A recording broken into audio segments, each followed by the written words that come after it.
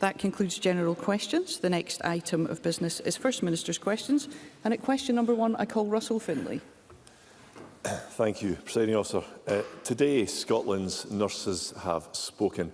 This damning report from the Royal College of Nursing lays bare our broken NHS.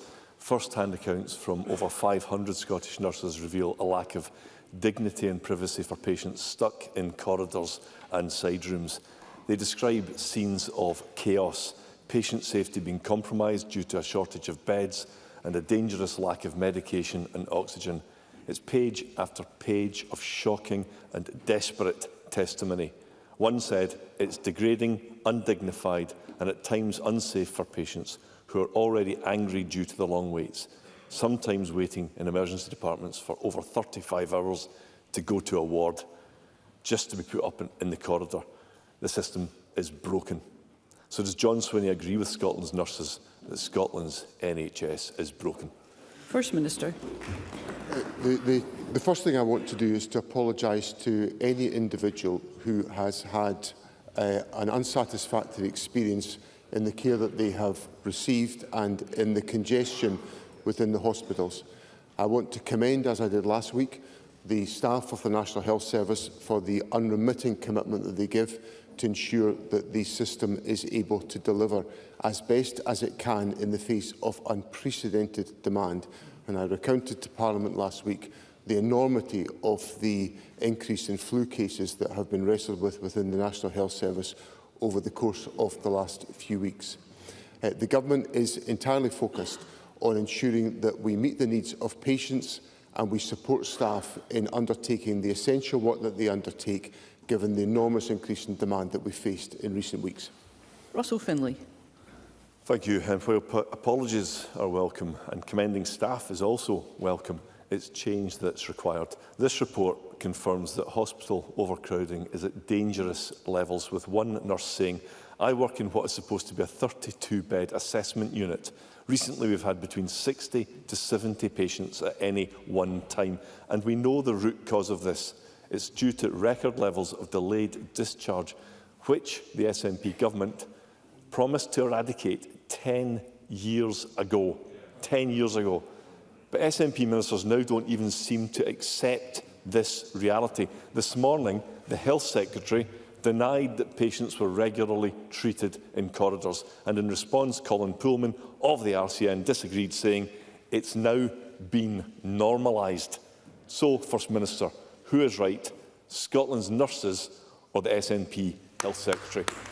First Minister. So the Health Secretary and I are fully aware of the circumstances that are prevailing in our hospital system just now. The Health Secretary has seen it with his own eyes in the visits that he has undertaken. I saw it when I spent the evening of the 4th of January in the emergency department of Edinburgh Royal Infirmary, where I was observing the enormous commitment of staff in the face of unprecedented demand. And I remind Parliament that the level of flu cases that we have been experiencing and the level of hospital admissions are the highest they have been since records began in 2010, and they are formidably higher than the demand that we faced in the winter of last year. So there is unprecedented demand in the system. I want to commend health service staff for managing through those difficult experiences, and of course the measures that the Government has put in place to tackle delayed discharge, to ensure we have better flow navigation within our hospitals, to make sure we have same-day treatment services available, are all part of the measures the Health Secretary has taken to try to address this situation. Russell Finlay. The fact the Health Secretary has seen it with his own eyes and then continues to deny it is absolutely damning. But it illustrates a stark disconnect between what SNP politicians think about the NHS and the reality of what the nurses are actually saying. So here's a reality check. Some nurses are being forced to quit in desperation and disgust. A nurse of 10-year service said, "People are dying as a result of ambulances being held at hospitals." Another said, "It's disgusting and we're on our knees, but nothing seems to be getting done." Another said, "It breaks my heart at the pathetic care that we are able to give." It cannot continue. It's absolutely heartbreaking. So when will this government bring forward a serious plan to fix Scotland's NHS? First Minister. Presiding Officer, I want to assure Parliament that despite the enormous increase in flu cases that we have seen, to the highest level we've ever seen on record, there is now a reduction in those cases prevailing within the National Health Service. I also want to assure patients of the steps the Government has taken to ensure that we have the support in place to address this demand, which comes from, as I said in my earlier answer, the same-day emergency care services, the provision of flow navigation centres, the provision of frailty units in hospitals, the development of the hospital-at-home system, which has significantly enhanced our ability to care for patients and to ensure that individuals are supported in the right context and in the right circumstances. Now, Mr Finlay asked me about reforms. And reforms were undertaken in the redesign of urgent care programme in December 2020. And the independent evaluation of that programme has demonstrated that the patient experience from the redesign of urgent care has resulted in, for many patients, shorter waits as a consequence of the expansion of emergency care that we've put in place, Members. and also the expansion of NHS 24 services that we have put in place, which was a key recommendation of the redesign of urgent care. Now, what has helped us in this incredibly difficult period has been the fact that members of the public have followed the advice that the Government has issued, which is to secure the right care in the right place, which means that that has reduced the amount of demand that is prevalent in some emergency settings and has enabled us to provide the support that individuals require. That is what we have to do to navigate through the periods where there will be increased demand, and that is one of the periods that we've just experienced. Russell Finlay. I really don't know where to begin with that answer. I mean, this covers a period where the flu epidemic that we're facing now is not in action. It's absolutely preposterous. Patients expect and deserve dignity and decency from the NHS, but nurses say they cannot provide the treatment that's needed. And I'd like the First Minister to please just listen to what the nurses are saying. I've read the report and I would encourage him to do so. One describes being disgusted and ashamed that this was the best we could offer a 91-year-old lady. Another describes being embarrassed and ashamed at leaving a 100-year-old woman on a trolley in discomfort. Another said, "We are putting Scottish Government targets before patients and it needs to stop." So what does John Swinney have to say to those nurses who are being let down and to the patients who are having to suffer this disgusting and degrading treatment? First Minister. Presiding Officer, the reason why I cited the flu rates is because that was they were at their peak, putting the greatest burden on emergency care within the National Health Service during the period that the RCN survey was undertaken. So the evidence that I've put to Parliament is directly related to the questions that Mr Finlay is putting to me. Now, I accept and acknowledge the enormity of the pressure on the National Health Service. I have been completely candid with Parliament about that over a number of weeks. And as a consequence, we have been leading a process of supporting our territorial boards, supporting the Scottish Ambulance Service. In the review call last night, which I chaired, there is a significant improvement in the delivery of healthcare in emergency situations as a consequence of the reduction in the flu cases that I have talked about. And I'm grateful to members of the public for their cooperation in trying to ensure that they secure the right care in the right place. And I'm profoundly grateful to staff for working so hard during an incredibly difficult and demanding period. And Mr Finlay asks what the public can expect of the Government. Well, what the public can expect from me is the unrelenting focus of the First Minister, working with the Health Secretary to make sure we deliver the improvements and the developments that will ensure patients get the care they require and to ensure that they are supported in having the care that's necessary to address their health circumstances at all times. Question number 2, Anna Sarwar. Presiding Officer, last week I raised the case of Robert, a retired policeman from Lanarkshire who spent 5.5 hours on the floor in A&E before being given morphine and a bed. The First Minister apologised, but as usual he then used hard-working NHS staff as his political shield. Well, today the Royal College of Nursing has published a damning report that lays bare the impact of the crisis on NHS patients and staff, with one nurse saying, "I deliver care in inappropriate settings every single day, all day. It deprives the patient of privacy and dignity. It forces us to go against our codes and training." This is shameful. Last week, John Swinney apologised to patients. He's just done it again today. But will he now apologise to the NHS staff that he and his SNP government are failing every day? First Minister.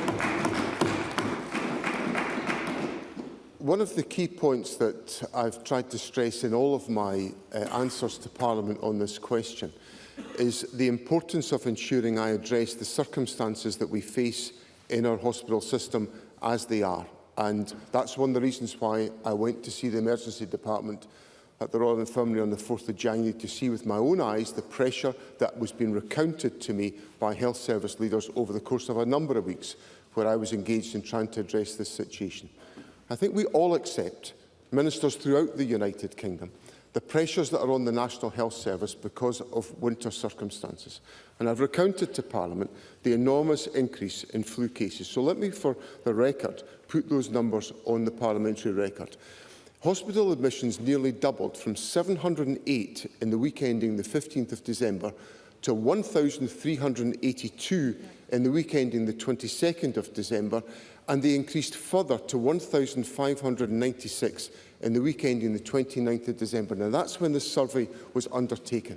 So I acknowledge the reality of the pressures, the intense pressures on the National Health Service. We have expanded staff numbers, we've expanded consultant numbers, we've expanded the capacity of NHS 24 as a review of urgent care called on us to do back in 2020, and we have done that. And the government will still continue to take all of the steps necessary to make sure that our staff are as well supported as they can be in dealing with the intense pressures that prevail in winter time within the National Health Service. Sarwar. John Swinney wants to pretend that we just have a winter crisis in the NHS. The reality is we have a permanent crisis in the NHS on John Swinney's watch. And the RCN report details the human cost of John Swinney and Neil Gray's incompetence. Nurses are delivering care in overcrowded or unsuitable places like corridors, cupboards and even car parks on a daily basis. Staff are caring for multiple patients in a single corridor, unable to access oxygen, cardiac monitors and other life-saving equipment. Patients are going into cardiac arrest while in a corridor. Incontinent patients are left with no privacy, and almost 90% of nurses say patient safety is being compromised. Nurses describe flu patients waiting in corridors next to vulnerable patients or having to discuss their miscarriage with a couple in an overcrowded corridor. One nurse said, "I worked throughout COVID-19, and although that was a horrendous experience, this lack of care in the broken system is worse." Isn't this the deadly reality of the NHS on John Swinney and the SNP's watch? First Minister. No, it's not. What we are doing is we are focusing within the resources available to us on maximising the effectiveness of patient care for individuals. So what has the government done in recent years? Well, the government has, for example, increased NHS staffing by 26.6% in the period in which we have been in office. So in Mr Sarwar's central point to me in his last question, the government has increased staffing numbers. We've increased consultant numbers, particularly in emergency care. We've also increased the capacity of NHS 24. We've introduced innovations such as Hospital at Home to ensure that more patients are treated in the circumstances that best meet their circumstances.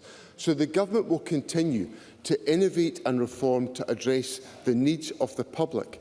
But there is a harsh reality about the increased demand that we are facing as a consequence of the upsurge in flu cases, the implications of COVID, which has left the population facing more acute health circumstances than pre-COVID. And obviously the government is prioritising the National Health Service by ensuring that we're investing the largest sum of money ever in the National Health Service. And I look forward to the government's budget passing to enable us to secure that investment for the people of this country. Anna Sarwar. Presiding Officer, the RCN in Scotland this morning said, and I quote, "This is a wake-up call for the Scottish Government."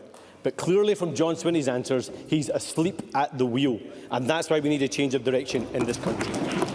But let's listen. He denies reality. So will he listen to what Scottish nurses are saying? One said, "It is demoralising, frustrating and embarrassing. It feels like patients are a number, not a patient." Another Scottish nurse, "It's degrading and unsafe, and these locations are not designed or intended for patient care and offer little or no privacy." Another Scottish nurse, "I've had to give IV antibiotics on a chair beside the nurses' station to someone septic." Another Scottish nurse, "I'm now in the process of leaving the NHS. It is fraying at the seams and has left me with mental health problems and trauma." This is the damning and sad reality of our NHS under the SNP, and isn't a clear sign that John Swinney and this SNP government can't fix the mess they made, and we need a new direction in our country. First Minister. I hear this slogan from Anna Sarwar every week, but I just want to point out to Parliament there wasn't a single word of substance to back up the rhetoric of new direction from Anna Sarwar. And the last word that Anna Sarwar used was change. Yes. Change. He argued that a Labour government in London would change the circumstances for people in this country. Well, members, let's hear one another. A Labour government didn't change the circumstances for waspy women in this country who've been betrayed by the Labour Party in the United Kingdom. Now, the Secretary of State for Scotland was in Parliament yesterday and was telling us all that the people couldn't cope with the honesty of the Labour government. Well, I think on the basis of the last few months, what people in Scotland are waking up to is the fundamental dishonesty of the Labour Party, and Mr Sarwar epitomises it.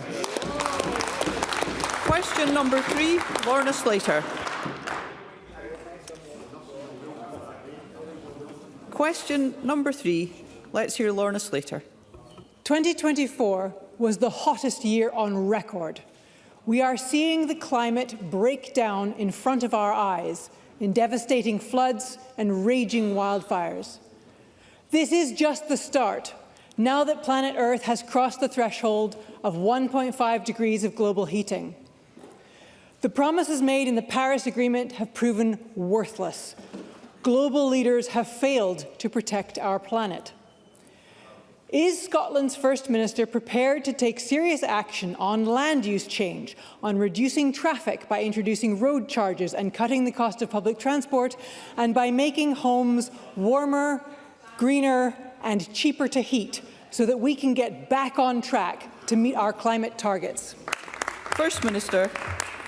I'm certainly committed to ensuring that we take action on the climate.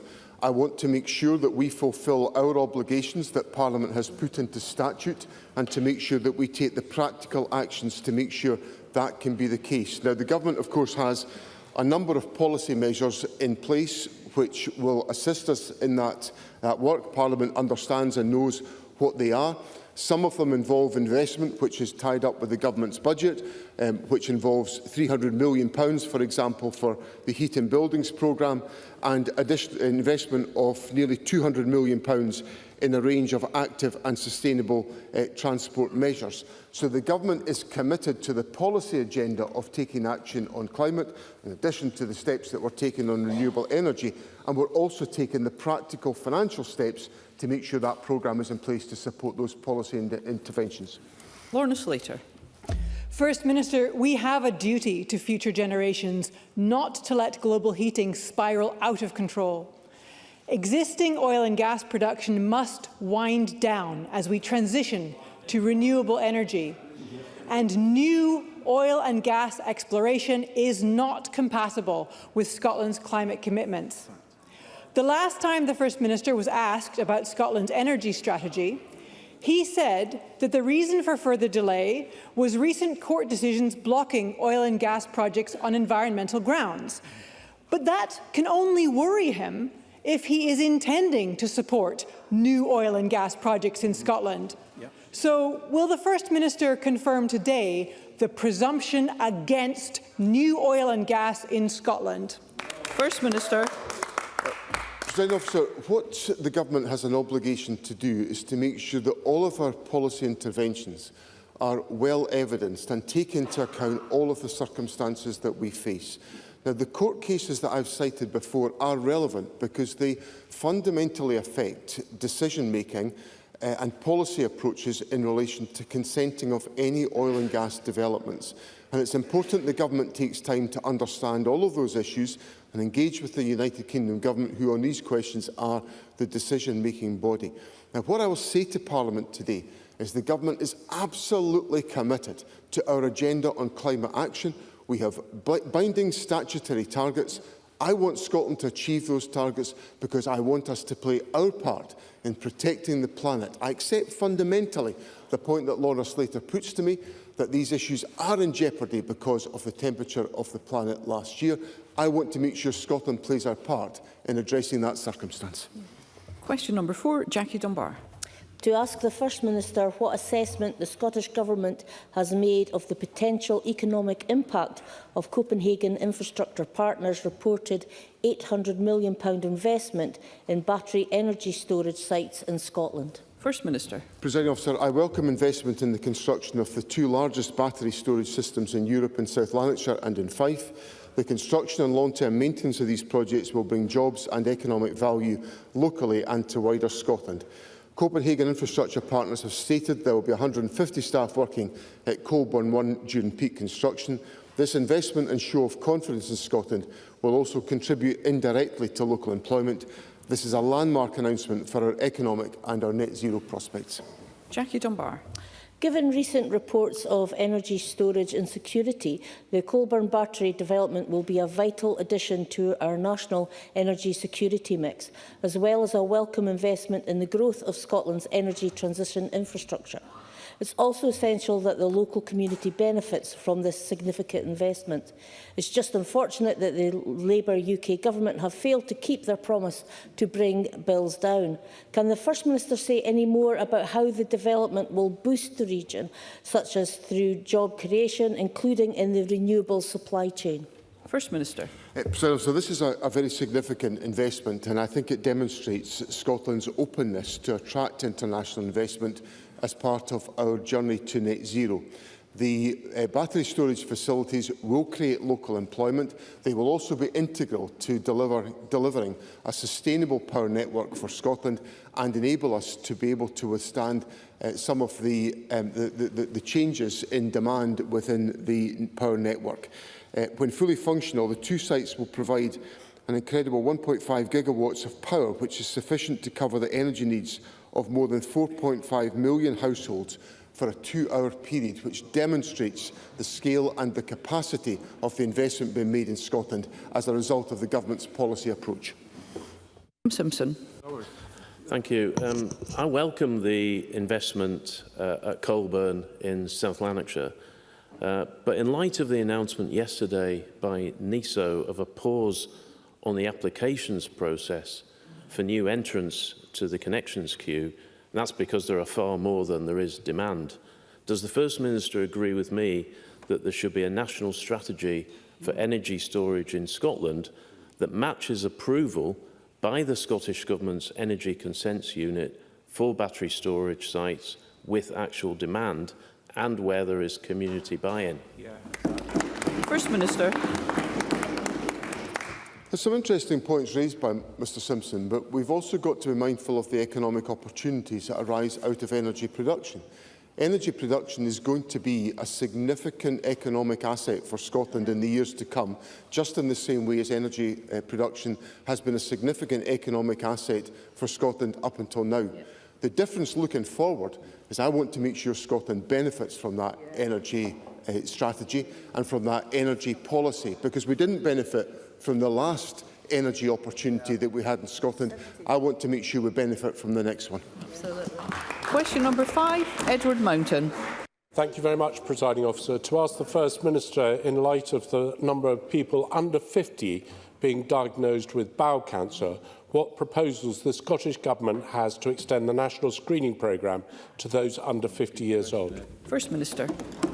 President Officer, I thank Edward Mountain for raising this important issue and also for the commendable commitment and leadership that he's given on this question within Parliament and outside of Parliament. The Scottish Government, along with the rest of the United Kingdom, follows advice about screening programmes from the UK National Screening Committee, an independent expert advisory group. Scotland has fully adopted the UK National Screening Committee's recommendation to invite everyone aged between 50 to 74 for bowel screening every 2 years. This recommendation was based on a thorough assessment of the risks and benefits of screening people at different ages. I can assure Parliament that if the National Screening Committee recommended a lower age range, we would explore as a matter of urgency how that could be taken forward in Scotland. Edward Mountain. Thank you very much, Presiding Officer, and I thank the First Minister for that answer. And I'd like to put on record that I'm very proud in Scotland that our NHS and this government has led the way in bowel screening since 2017. I'm personally very grateful. But it is also clear with the increasing number of young people getting bowel cancer, we need to do more work. And one of the most cost-effective ways, not necessarily by increasing screening, is by making sure that GPs are aware of the problem and refer people at the first possible option that they may have bowel cancer for further tests. So I probably agree with him on that. Where I disagree and where bowel cancer disagree, and what I've been pushing on, First Minister, is greater sensitivity in our screening programme. Now, I've been told there's a lack of capacity in colonoscopies to allow that to happen. But the result of that is it ignores the real costs of bowel cancer, which could include radiotherapy, chemotherapy and surgery, all of which have a huge cost. So will the government commit to carrying out a cost-benefit analysis of increasing the sensitivity of bowel screening in line with the National Bowel Screening Committee's recommendation to ensure that Scotland continues to lead the way in bowel cancer screening as we should? First Minister.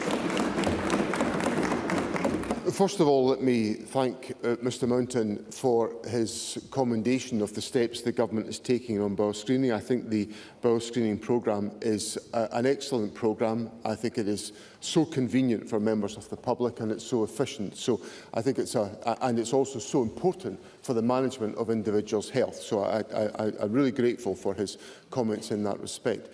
On the other points about the programme, I'll consider all of the points that Mr Mountain has put to me. I'll ask the Health Secretary to advise me on these questions. I think it's important that we take all practical steps within the clinical advice available to us to act accordingly. And I think Mr Mountain and I are probably in the same place on respecting the clinical advice that is available to us.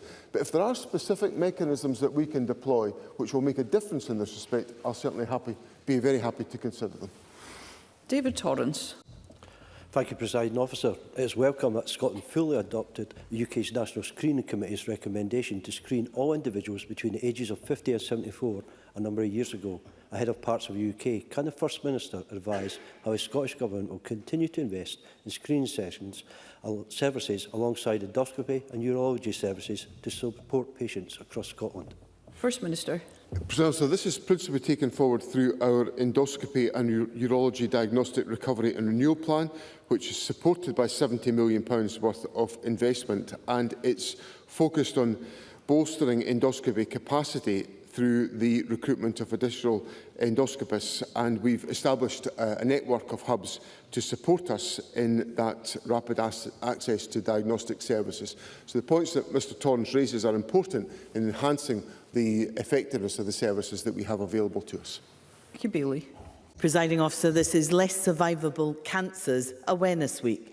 61% of people in Scotland diagnosed with a less survivable cancer will die from their disease within 1 year. That's lung, liver, brain, esophagus, pancreatic and stomach cancers. In common with bowel cancer, early diagnosis and treatment is key to improving survival rates. Whilst the cancer strategy is welcome, we need faster action to save lives. So what more will the First Minister do to improve early diagnosis for these cancers and drive better outcomes for patients? First Minister. Let me reassure, this is an important issue that Jackie Baillie raises with me, and let me reassure her that the Government is absolutely committed to this endeavour. We're treating more patients with cancer on time within both standards, the 31 and the 62-day standards, than we did 10 years ago, 12% more in the 31-day standard and 6% more in the 62-day standard. And the median wait for treatment in the 31-day standard is just 4 days. So the point about rapidity is absolutely a point well made, and one the Government is working hard to deliver against. Principally, the answer I'd give to Jackie Baillie is our focus is on developing the rapid cancer diagnostic services, which are critical to make sure there is the earliest possible action and intervention to address the circumstances that Jackie Baillie puts to me, and that will remain the focus of the Government's intervention in this area of policy. Question number 6, Claire Baker. Thank you. To ask the First Minister how the Scottish Government is responding to reports that 182 sexual assaults, including rapes, have taken place in hospitals in the last 5 years. First Minister. Presiding Officer, assaults on patients or staff are absolutely abhorrent and cannot be tolerated. Everyone has the right to access healthcare or their place of work without the fear of verbal or physical abuse. All instances of violent behaviour, including sexual assaults, are against the law and should be immediately reported to the police and dealt with by the justice system appropriately. The NHS Scotland Charter for Patient Rights and Responsibilities makes clear to patients that they may face legal action if they are abusive, violent or aggressive towards NHS staff or members of the public when using NHS services. The NHS Scotland Bullying and Harassment Workforce Policy provides a means to address unresolved, significant or persistent sexual harassment and misconduct. Baker.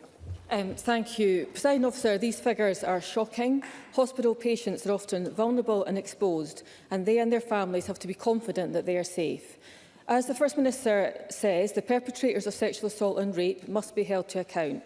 But there are serious questions about how the NHS responds to these crimes and the safeguarding procedures they have to prevent the opportunity for sexual assault and rape. And the report this morning from the RCN about having to treat patients in corridors is not only a symptom of an overstretched NHS, it also leaves people in very vulnerable situations. Can I ask how the Scottish Government ensures that robust safeguarding is in place, that sexual assaults in hospitals are taken seriously by the NHS, and that patients will be safe when they are in hospital? Minister. On the point of whether these issues are taken seriously, I hope what I've said already gives Claire Baker the reassurance that in all circumstances, in all aspects of our public services, any question of sexual assault or any form of sexual misconduct must be addressed by the public authority. They have a statutory and legal obligation to do that, and I would expect them to do that, and we will reinforce that message in the light of the point that Claire Baker puts to me. The second point I would say is that we obviously have to make sure that as part of the whole approach to the patient safety programme, that patients are safe at all times when they are in the care of the National Health Service. That includes making sure that there is appropriate safeguarding in place in all circumstances, and that's the duty of all health boards to make sure that is the case, and we will remind them of that obligation. Ms White. First Minister, in the last 5 years, 7 sexual assaults and 2 rapes took place at Carsview Psychiatric Unit in Dundee. With underreporting, this is just the tip of the iceberg. I've heard horrendous accounts of how frightening it is to be a female patient at Carsview. These wards are often terrifying for patients who are at the most vulnerable, especially as they're mixed sex. And that's not just me saying it, it's the Strang report. Will the First Minister instruct his government to stop mixed-sex wards in NHS hospitals and secure psychiatric settings, starting off with Carsview? First Minister. As Testwhite will know, there is work underway to strengthen the approach to patient care at Carsview. That is work that, as she has cited, was identified and taken forward by David Strang in his report and has been pursued and, by NHS Tayside and is being assessed regularly to assess its effectiveness. In relation to the question of single-sex wards, the NHS estate has to be managed carefully to make sure that there is appropriate safety in place at all times for individuals, and that principle should be applied to the care of patients at Carsview and in any other hospital setting. Thank you. We move to constituency and general supplementaries. I call Kenneth Gibson. Thank you, Presiding Officer. Yesterday, the Scottish National Investment Bank announced a very welcome £20 million investment into XLCC, the company developing the UK's first high-voltage direct current cable manufacturing facility at Hunterston in my constituency. This £1.4 billion plus project will create 900 highly skilled jobs and position Scotland as a global leader in HVDC technology. Does the First Minister agree this is a first-class opportunity for Scotland to help drive net zero innovation? And what will his government do to ensure this project and similar secure the support needed to thrive? First Minister. Sir, I very much welcome the announcement that's been made by XLCC in relation to the facility at Hunterston. This is an example of exactly what we envisaged with the Scottish National Investment Bank, that it would provide the opportunity for investment through that mechanism to support private sector investment and to leverage in much more significant volumes of private sector investment into the Scottish economy. So the funding model is working, and obviously this helps us in taking forward our net zero ambitions. So I'm delighted that Mr Gibson's constituency has benefited in the way that he's recounted to Parliament, and it's important from the government's point of view that the Scottish National Investment Bank is actively engaged in supporting investments as part of our transition to net zero. Sharon Dowie. Thank you, Presiding Officer. First Minister, I've been contacted this week by a constituent in Prestwick. He attended his GP on the 30th of December with a lesion in his back suspected to be skin cancer. His GP made an urgent referral to dermatology. Having twice been diagnosed with skin cancer, he knows this is something which demands urgent attention. Despite this, he was told it would be, and I quote, over 12 months before he could be seen at hospital, despite the referral being marked urgent. For someone with suspected cancer, 12 months could be the difference between life and death. Does the First Minister think this is an acceptable timescale, and what action will the Scottish Government take to ensure urgent cancer referrals like this one are seen within appropriate and safe timeframes? First Minister. President Officer, if a clinician believes that a case is urgent, then that priority should be reflected within the National Health Service. Now, I don't know the details of the case that Sharon Dowie puts to me today. If she would care to provide us with the details, we will investigate the issues that she raises. But as I said in my answer to Jackie Bailey, urgent intervention on cancer-related cases is absolutely critical to ensure that individuals have the best outcomes possible. So if Sharon Dowie would care to provide me with the details, I will have those looked into today. Faisal Chowdhury. Thank you, Presiding Officer. Last week, I hosted a members' debate on diabetes technology, where I highlighted that SIGN Guideline 170, which gives people with type 1 diabetes a choice in technology to manage their condition, is not being fully followed in all health boards. In her speech, the Minister for Public Health stated that children are being given choice, but failed to mention adults. Does the First Minister agree health guidelines should be followed, including for adults with type 1 diabetes? First Minister. These guidelines are there for a purpose, and that's to provide advice to clinicians and assurance to patients about the way in which individuals should be treated. There will, of course, be challenges in the delivery of these services within the resources that we have available to us, but the SIGN guidelines are there for a purpose, and I would encourage health boards to follow those in all circumstances. Colette Stevenson. Thank you, Presiding Officer. Yesterday, the Secretary of State for Scotland, Ian Murray, claimed the SNP government had not yet asked for DWP data to end the two-child cap. However, the Social Justice Secretary wrote to the DWP and the Scottish Secretaries on this issue last month. Can the First Minister offer the Secretary of State any advice on how to keep up with his inbox and support tackling child poverty in Scotland? On matters for which the First Minister has general responsibility. Well,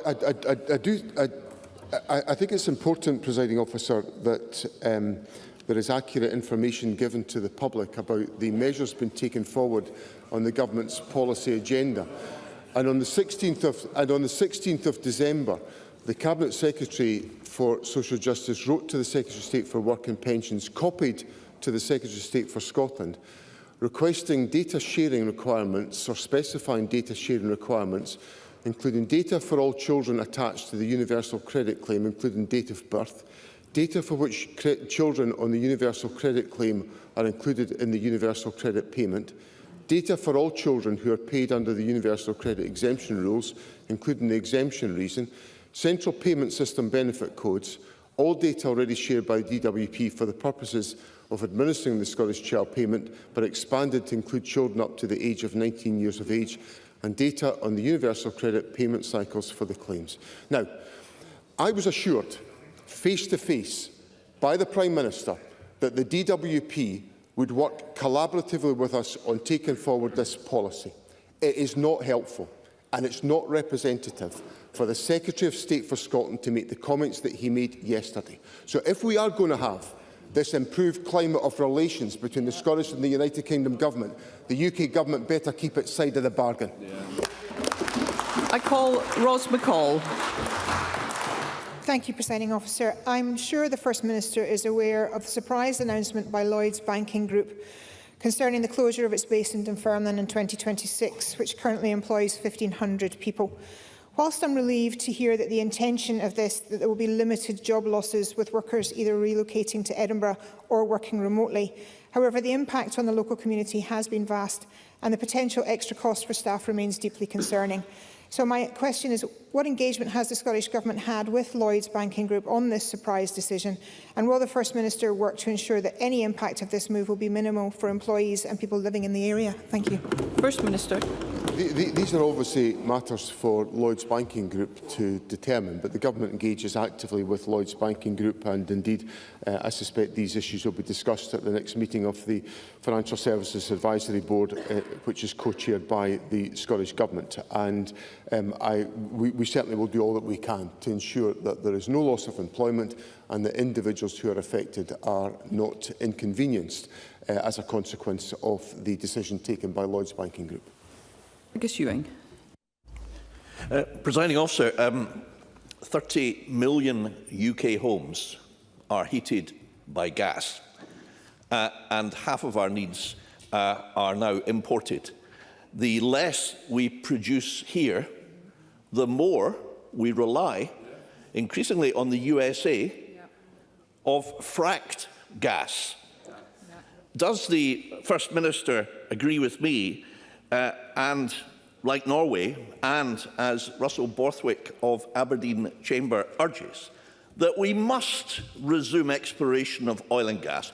Otherwise, we're only providing a further boost to the fracking industry so beloved of the President-elect, Donald Trump. First Minister. President Officer, it's important that we undertake the transition to net zero that we have got to undertake as a society, because from all the evidence, and we've discussed it already in Parliament, there will be catastrophic circumstances if we do not address the use of fossil fuels within our economy. Now, the Government has a managed approach to that policy objective. It is about making sure we have a just transition. It's about investing in our renewable energy technology.